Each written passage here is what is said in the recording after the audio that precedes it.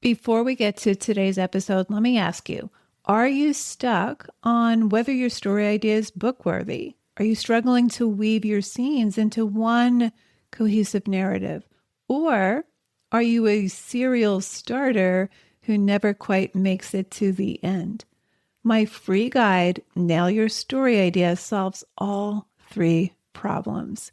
You'll uncover your story's core in just 3 steps, create a rock solid 1-sentence premise, and get the confidence boost you need to finish what you start. Get yours free at nancypanuccio.com/idea. Nancy with an I, Panuccio with 2 C's, nancypanuccio.com/idea. All right, let's get to today's episode. One of the best ways to see if an idea has legs is to play with what if. What if the worst thing happens? What if my character's deepest belief is challenged?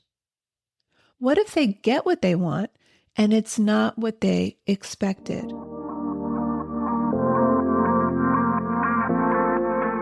Writer Unleashed is for you, a writer who has the story you want to bring onto the page and into the hearts and minds of readers. I'm Nancy Panuccio, writer, editor, and book coach. Each week, we'll explore techniques, mindsets, and inspiration for writing stories readers can't put down. Thanks for spending some time with me today. Now, let's begin.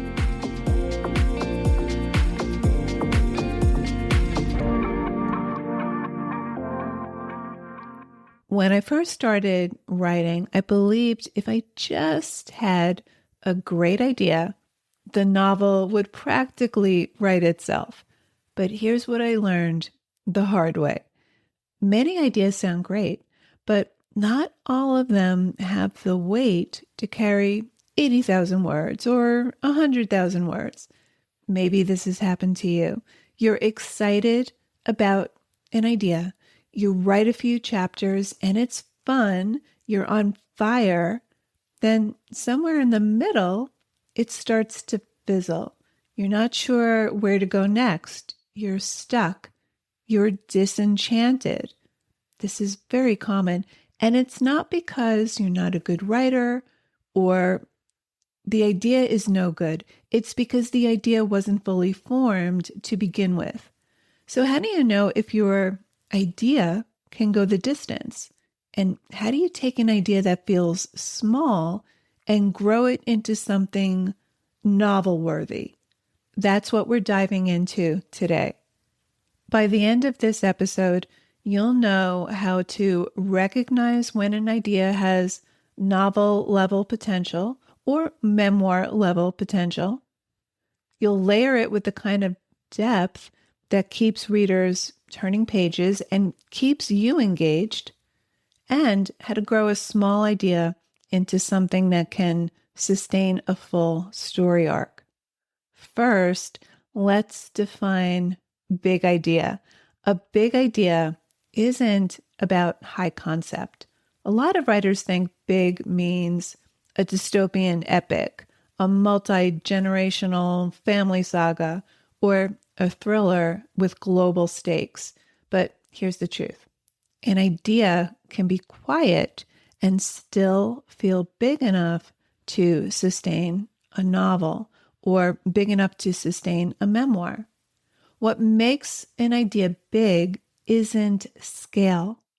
It's what's inside it. Does it have conflict that can escalate? Does it have emotional complexity and depth? Does it open up questions that keep you, the writer, curious? For example, in Gail Honeyman's novel, Eleanor Oliphant is Completely Fine, the premise is simple. A socially awkward woman struggles with loneliness. That's it. But the questions underneath, why is she isolated? What's in her past? Can she open up to love and connection? These are rich enough to carry an entire novel. So ask yourself, does my idea raise questions I'm dying to answer? If the answer is yes, you're onto something. Okay, once you have your story idea, here are some ways to open it up. Number one, look for a transformative core.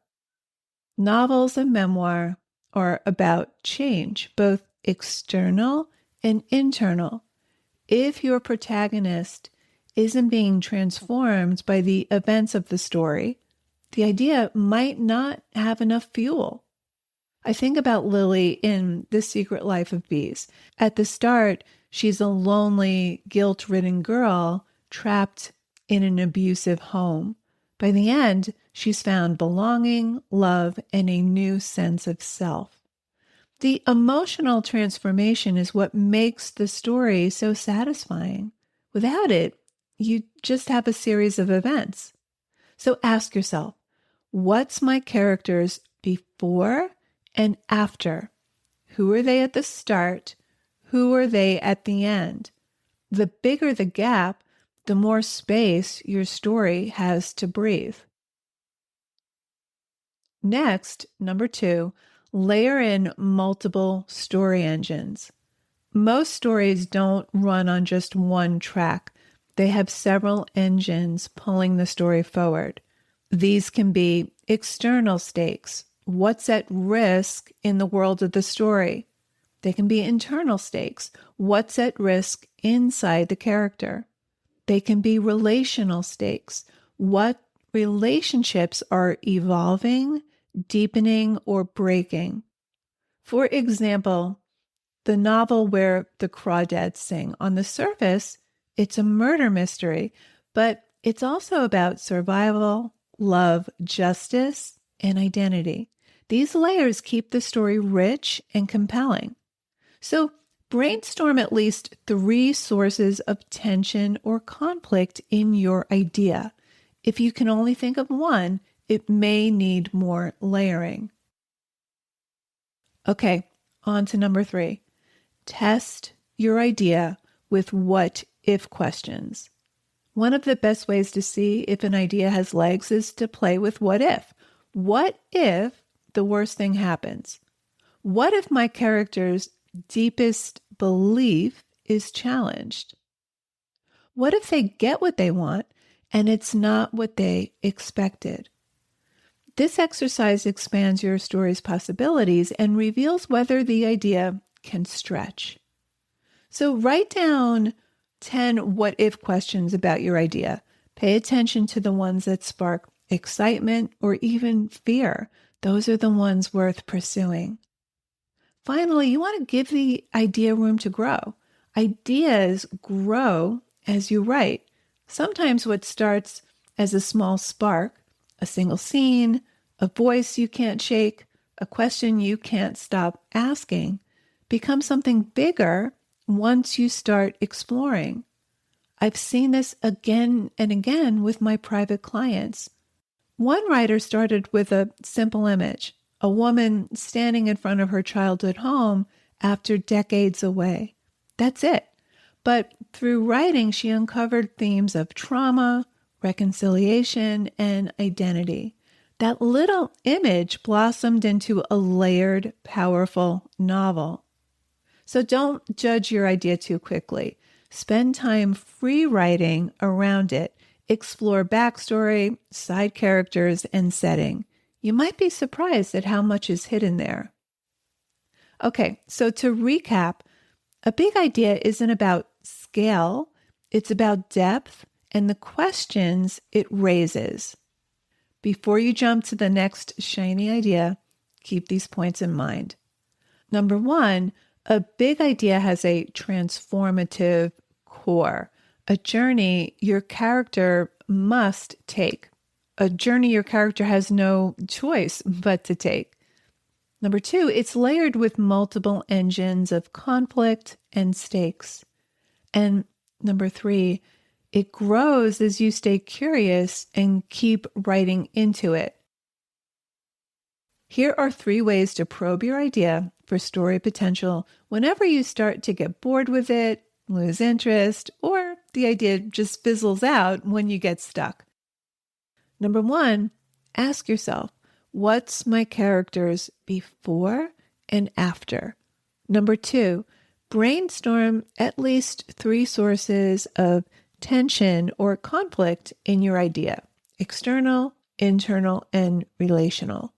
Number 3, write down 10 what if questions about your idea. Finally, free write around your idea. If you have an idea tugging at you, don't dismiss it just because it feels small or you're no longer infatuated with your idea. Dig into it. It may have roots deeper than you think. And if you want help shaping your idea into a strong foundation for your story, I've created a free resource for you. It's a quick guide to nailing your story idea. In this guide, I walk you through how to turn that initial spark into a premise that can sustain an entire novel or sustain an entire memoir. You can grab it at nancypanuccio.com/idea. nancypanuccio.com/idea. So there you have it. I hope you found this episode useful. I'll see you next week, same time, same place. Till then, keep writing, and I'll talk to you soon.